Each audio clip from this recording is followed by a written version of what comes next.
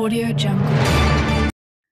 গণেশ চতুর্থীর পুণ্য লগ্নে সনাতনী ধর্মাবলম্বী সহ বহু মানুষ মেতে উঠেছিলেন সিদ্ধিবিনায়কের আরাধনায়।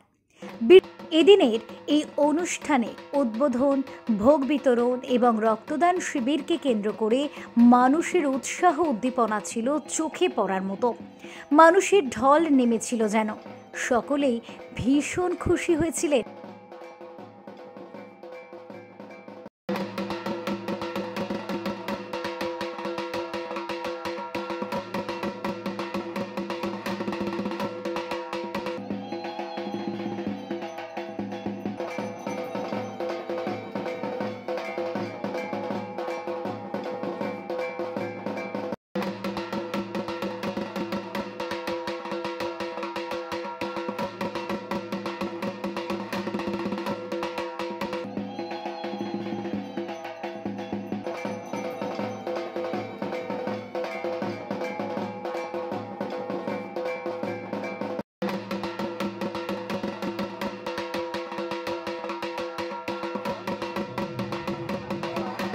বিশ্ববার্তা টিভির পক্ষ থেকে গণপতি বন্দনায় সেরা পুরস্কার জিতে নিল খান্নার মোড় নন্দনবাগান ফ্রেন্ডস ক্লাব।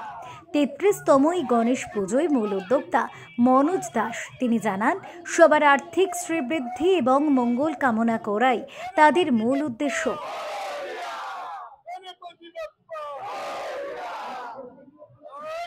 गणपति बाप्पा गणपति बाप्पा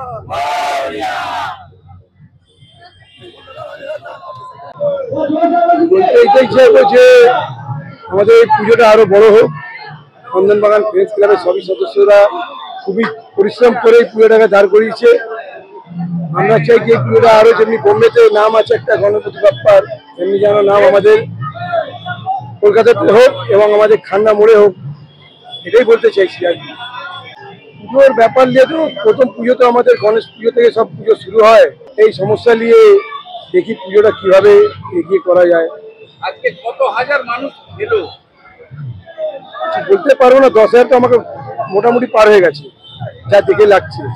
আশা করিনি এত লোক ক্রাউড করে যাবে। এখানে শ্রেয়া পান্ডে হচ্ছিল। হ্যাঁ, আমাদের এখানে আমাদের বিধায়ক এসেছিল শক্তি পান্ডে, আমাদের কনভেনার যিনি শ্রেয়া পান্ডে আছেন সমাজসেবিকা, উনিও এসেছিলেন। আরো অনেকই 15 নম্বর ওয়ার্ড থেকে আমাদের দাদারা এসছে। প্রত্যেক বছর গণেশ পুজোর সময় রক্তদান শিবির করো, এই বছরে আরো কি করলে? আমরা অনেক কিছু বিধি মেনে চলছি যাতে মানুষের মনে কোনো ক্ষিপ্ত প্রকাশ না জমে উঠুক, সেই জন্য অনেক কিছু ভেবে চলছি আমরা।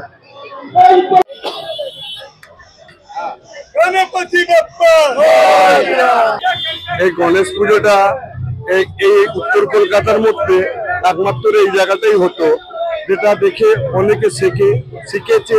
এখানে নানা ধরনের উত্তর কলকাতা এখন গণেশ পুজো হচ্ছে।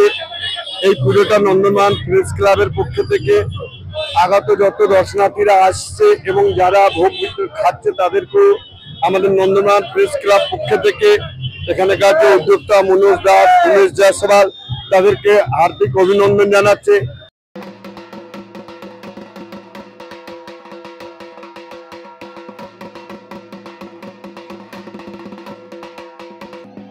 খুশি হয়েছিলেন এই গণপতি আরাধনার মধ্য দিয়ে। আনন্দ উৎসবে মাতোয়ারা সকল মানুষের জন্য বিশ্ববার্তা টিভির পক্ষ থেকে রইল আন্তরিক শুভেচ্ছা। Bureau report, বিশ্ববার্তা TV. সততাই শেষ কথা।